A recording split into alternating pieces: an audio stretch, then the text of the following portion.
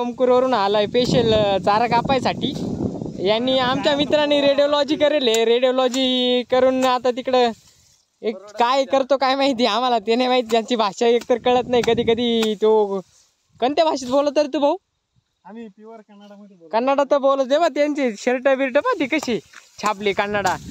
काय नाव आहे काय नाव आम्हाला काय कळा नाही, पण ती पाहतोय आम्ही। जय श्रीराम, जय श्रीराम। वा वा वा, छान छान छान। ते आमचे प्रशांत गुळवे आणि ते आमचे सगळ्यात युवा सदस्य आहे बरं का।